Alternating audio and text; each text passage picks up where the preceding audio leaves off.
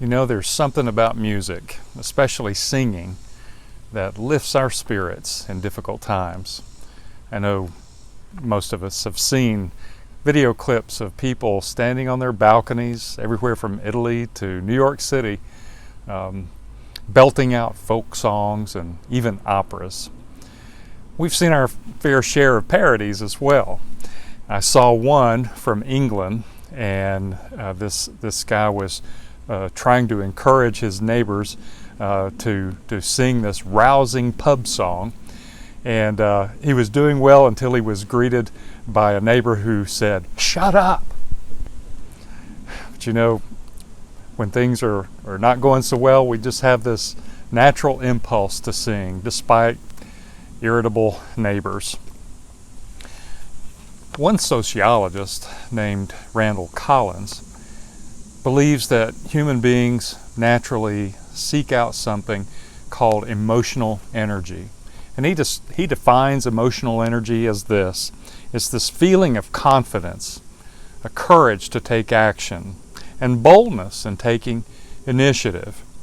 And he believes that the search for this emotional energy leads us and drives us to interact socially. Well, other researchers believe and argue that what Collins calls emotional energy is really linked to something called oxytocin. It's a chemical associated with well-being. And oxytocin, easy for me to say, levels, when they increase, our stress, feelings of stress decrease. We experience feelings of love, of calmness, of trust.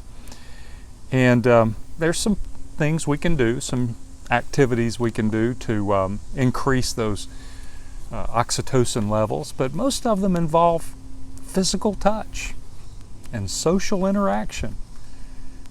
Two things we are in really short supply of these recent weeks and months during the COVID-19 crisis. So what do we do when there's no physical touch and little or no social interaction? We sing. Studies show that after a group of people sings, the oxytocin levels in the singers increases. So singing makes us feel better, and science agrees. But so do the ancient Hebrews. Their songbook, we know as the book of Psalms in the Bible, features songs of praise and petition, laments and sorrow, calls to God for His attention and action. But the Hebrews didn't sing just to feel better. They were crying out to the God of the covenant, to their covenant God, the sovereign God of all creation who had bound Himself to them in love. And so what the Hebrews teach us about singing is the importance of singing is not just the song, but to whom we are singing. Well, centuries after the Psalms were penned, two traveling teachers were arrested, beaten, and thrown into prison. They were among the very first generation of followers of Jesus, the Messiah. They believed that He was the Son of God. They believed that He was Israel's God come to rule as King. Crucified by the Romans, God had raised Him up and had placed Him as Lord over all of creation. So, chains in a Roman prison in Philippi did little to dampen the surge of hope in their hearts. And so, Paul and Silas, at midnight, when the hour was darkest, when the outlook was bleakest, began to sing. You see, Christians sing like it's morning, even when it's midnight in the world. In fact, singing became the signature, the hallmark of those early Christian communities, the early church. Several decades after Paul's death, a regional governor named Pliny wrote to the Emperor Trajan these words: "Those Christians would gather on a particular day of the week and sing hymns to Christ as to a god." in weekly worship, in the darkest of prisons, when hope seems lost, when we're at our lowest, Christians sing. And Christians sing not just because we're happy. We sing that's a famous line from the hymn, His Eyes on the Sparrow, I sing because I'm happy. No, we sing because we're a people of hope. In the face of fear, in the shadow of death, in the midst of suffering and pain, when there's little or no physical touch or social interaction, when we're at our lowest, we stand tallest. We're shaken but not moved. We're pressed but not crushed. We're down but never out. For you see, Christians are those who believe that because Jesus was raised from the dead, the worst day will not be the last day. And so we sing, and we welcome you to sing along. I thought it would be nice to sing Because He Lives, and this goes out to a special friend.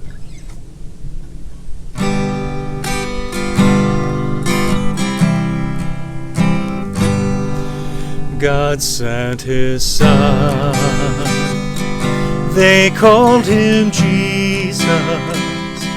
He came to love, heal and forgive. He lived and died to buy my pardon. An empty grave is there to prove my Savior lives. Because He lives, I can face tomorrow. Because He lives, all fear is gone. Because I know He holds the future, and life is worth the living just because He lives.